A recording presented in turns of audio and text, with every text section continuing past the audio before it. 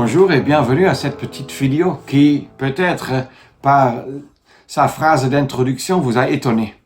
Ne te mêle pas de mes affaires. C'est une expression que nous entendons fréquemment. Ça te regarde en quoi? De telles expressions sont souvent charnelles.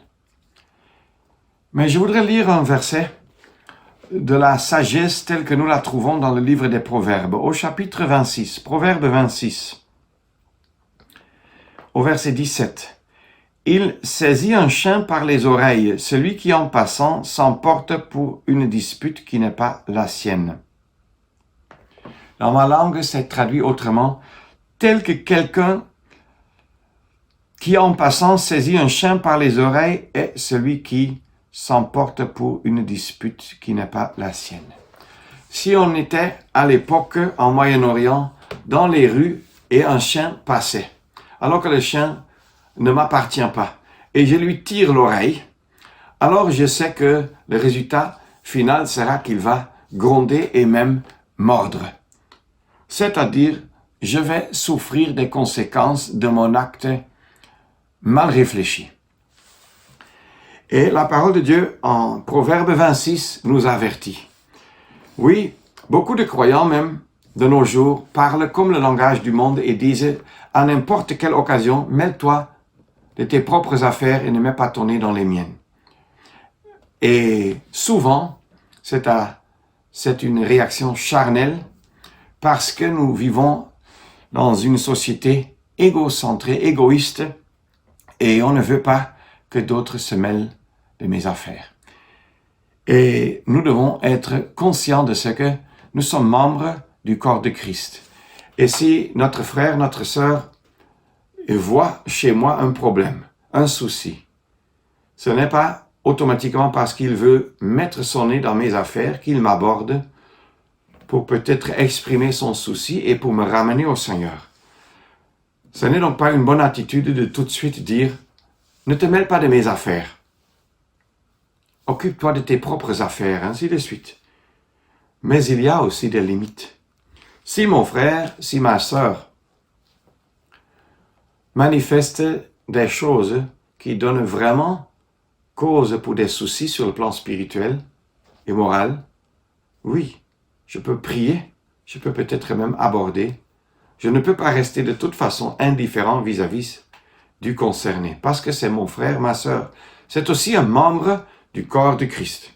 Par contre, il y a aussi des choses où les croyants ont causé assez de dégâts au bout du temps dans beaucoup de cultures en mettant leur nez dans les affaires d'autrui. Et même la parole de Dieu avertit contre cela.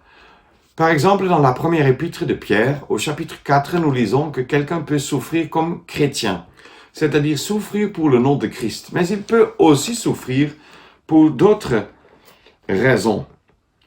En 1 Pierre 4, il est dit au verset 15, « Mais que nul de vous ne souffre comme meurtrier ou voleur ou comme faisant le mal ou s'ingérant dans les affaires d'autrui. » Donc nous devons aussi comprendre, par exemple, que chacun a son caractère.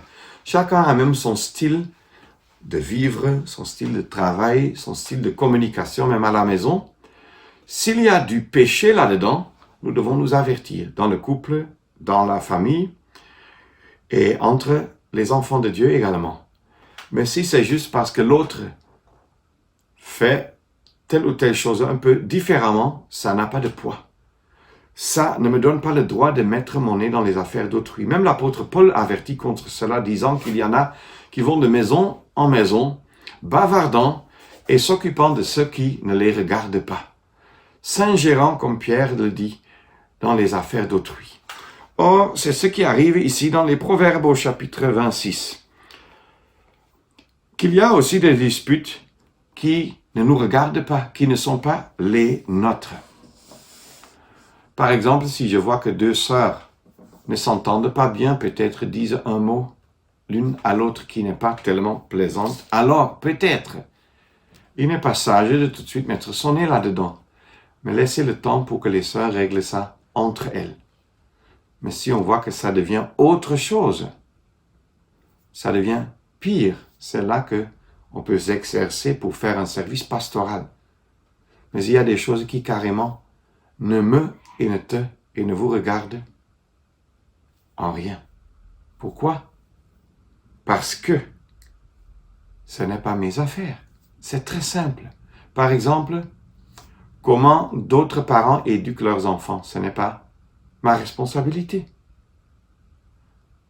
Sauf si le péché entre. Comment un frère gère son entreprise? S'il renvoie un employé et en prend un autre, ça ne me regarde pas.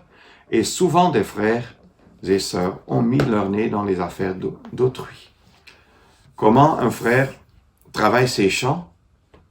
Ça ne me regarde pas, sauf si je vois à un moment donné qu'il est paresseux et qu'il néglige les champs et donc néglige la famille et finalement la mort est dans la marmite.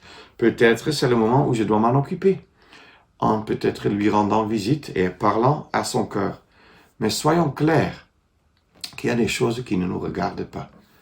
Il en est de même au niveau des assemblées. S'il y a un problème dans une autre assemblée locale, ne pensons pas tout de suite que comme nous sommes membres du même corps, nous avons besoin de mettre notre nez là-dedans. Il se pourrait que le Seigneur appelle l'un ou l'autre frère pour faire un service. Mais ce n'est pas un sujet à débattre à travers tout le pays, tout le continent même, ainsi de suite. Puisse le Seigneur nous donner à comprendre qu'il y a des chiens qui passent et que nous devons tout simplement laisser passer sans tirer leurs oreilles. Ce n'est pas sage de nous occuper de toute dispute, de tout problème qui se présente devant nous, et surtout de nos jours où un problème peut être dans la localité au sud du pays et déjà dans les 30 minutes après, c'est au nord du pays par les médias modernes.